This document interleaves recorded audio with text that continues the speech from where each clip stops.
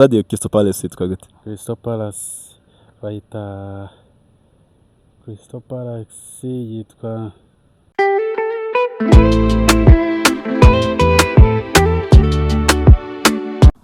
Hello my people, this is the Boom to Empire. Nje nitwa Bolingo umuntu none aha boro nje muri next football quiz. Haratangaje ahantu usanze umupapa ari gukora imyitozo atwemereye ko tumubaza twamubaza tukumva ibyari byo.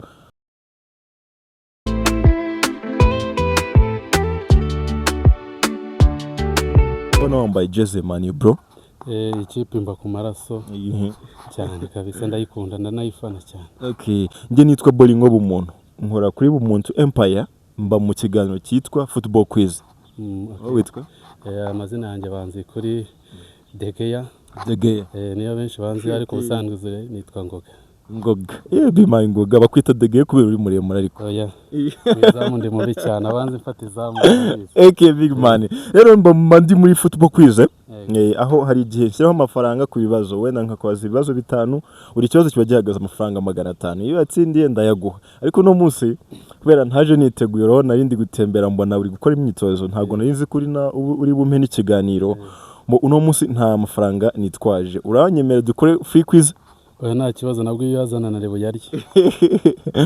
Okay big man rutangire rero ibibazo ni bitanu niba ufana koko man you muri no sezo muri gukinisha abakinnyi bashyashya bangahe bitwa bandi? Turimo turakinisha abakinnyi bashyashya bane. Harimo umuzamu Ramsey n'umunya Belgium, akaba umuwinga no Brazil yitwa Mateus Cunha, akaza umunyafrika witwa Mbaoma. Big bro n'umunya-Cameroon. Hakaza umuDenmark witwa Patrick Dorgu. Abakurikiye umuntu Empire hano yomba nitwaje bwa bufaranga bwanjye ntabwo nari kubona amafaranga mpa uno musore kuko ndi kumva ibibazo byose.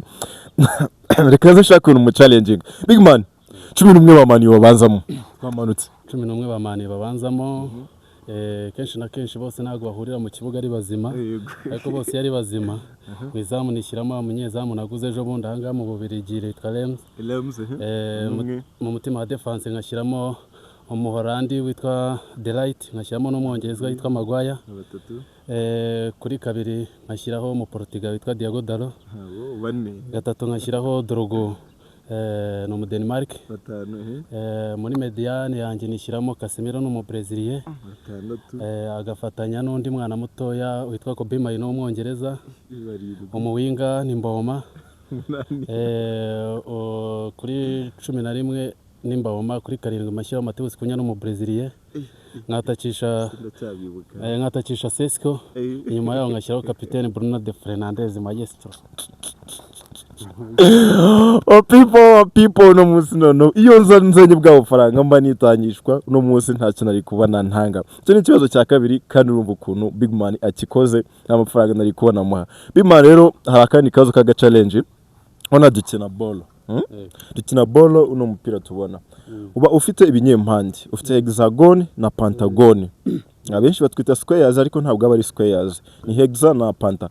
No big man uno mupira ufomboye ufite ibinyempande bingahe? Umupira rero no mupira mbana nawo mu buriri niwe sheri wanjye ngira ndara nk'umupfumba si barobona buri kantu kose ndakaze. Football igira baro zitandukanye hari ya Champions League yanditseho Champions League especially hari izo mani igira ziba mu tubati twe Champions League 3 yatwaye zigira Pentagon 36 hariho n'inyenyeri ebyiri ya Ronaldo ya Sir Alex Ferguson. Ariko iyi baro ifite Pentagon 30 zose hamwe ni mirongo. Iyi ngiyi ifite 30 ariko baro hari za Champions League zirimo gukinwa ubu ngubu 36. Bro nabuze ikibazo nakubaza bo gusa nanjye reka nkubwira nge nitwa Bolingo umuntu unarebye no mu mugongo nkina 7 mu busanzwe nkina 7. Rero niba uri gardien wiyaminiya noneho hano ho niho ngiye gushyira amafaranga ngiye kugutera penalty zingahe nkwinjizamo zingahe? Ubwo si yo nomero wambaye 7 ni igihuha cyangwa nyine urangiza bite? Ngiye ndakwemeza kuko ni 7 kuva mu bwana ni 7. Wasanzwe nakubwiye ko ndi umugaridiye muri penalty narapangururaga warapangururaga cyane.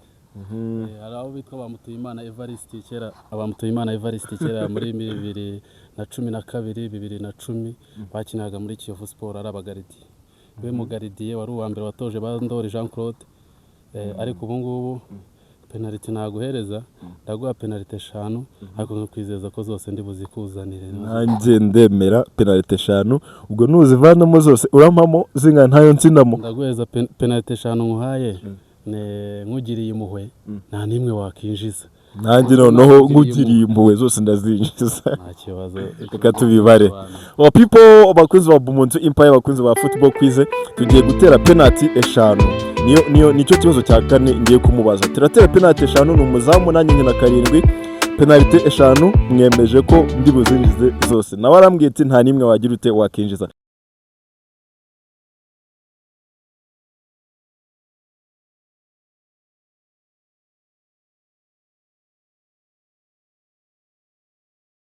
ngiye kuvuga amateka y'umukinnyi ariko ntahereye kure just nyine imikino amakipe yagiye akinira na current team arimo gukinamo ubu ngubu ukajya wagira ute ukambwira izina rye reka dutangire yakinnye muri Reading avuye muri Reading yakinnye Crystal Palace ubu ngubu ari gukina muri Bayern Munich umukinnyi ninde yitwa Michael Olise nibyo wagikoze yakinnye muri Atletico Junior muri Colombia akina muri FC Porto akina Liverpool wari gukina muri Bayern Munich yavuye muri Liverpool ajya muri Bayern yaraturutse iwabo muri Colombia muri hasi Luis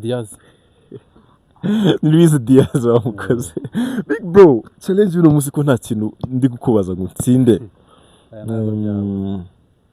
okay big bro ubwo mbwiye kuri umuzamu ninde mukinnyi mwigeze musigarana one on one agakwemeza kabisa ukavuga uti uyu nguyu niwe wanyemeje yambaza ibitekerezo atsinda igitego kandi nabonaga neza ndi umufate mu Rwanda ni abakinnyi batatu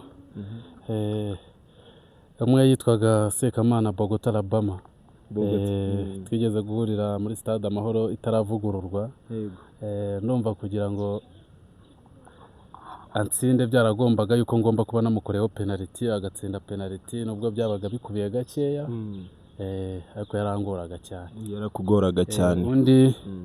undi bamwitaga Sugira Ernest cani ishize abanyarwanda basohora muri Guma mu rugo sinzi niba ubyibuka ndi mu Buganda ariko narabyumvishe tagiye nari maze igihe nurutse muri Misiri muri Aliyada nza mu Rwanda njyaho muri AS Kigali gakeya ndumva ariho match twahuriye undi nawe football yarayihagaritse yagize ikibazo cya cheville yitwa Mushabe Robert nanamusuhuza yarazi umupira mwinshi cyane yakikoreshaga imoso yakinnye ahantu henshi ariko ubu ngubu afite akazi akora bayibereye hano muri Kigali Mushabe Robert yarazi umupira mwinshi cyane penalty ye nta muntu wayikuragamo muri iki gihugu cyo mu Rwanda bari banabizi wanabazana Bandoro nubwo ari abakoca abamwita ba Yves ba Rwisamanzi Yves batoza under 17 Mushabe Robert ndamuzi yitwa Boy ubundi bamuzi ku izina rya Boy Mushabe Robert okay big man dukomeza ikiganiro tunagana ku musozo ngiye gukura none ibibazo ku mastade ngiye kubaza stade z'Iburayi nk'amakipe nkangahe duhita dusoza ikiganiro stade ya Crystal Palace yitwa gute Crystal Palace bayita Crystal Palace yitwa St Mary's Park ni ya Southampton Crystal Palace yitwa Park what sinibuka neza ubwo karakonaniye stade ya Sunderland yitwa gute Sunderland na makipe ava mu cyiciro cya kabiri aho natsinzwe okay big man asuge stade imwe reka tujye muri La Liga stade ya Villarreal yitwa gute Villarreal yitwa ni Eliada City Stadium sinibuka neza ntabwo wibuka natsinzwe none watsinzwe big bro ndi kumwe na Ngoga umuzamu mwiza cyane umuzamu ufatana ati penalty shootout ariko nabashije kwinjizamo kamwe ariko nanjye bingoye kubera nakina 7 nanjye mu penalty ndareze nuko wenda ntigeze nivuga ariko uno munsi Ngoga wakoze sawa murakoze namwe turi kuri umuntu empire sawa murakoze like a big man ciao kabisa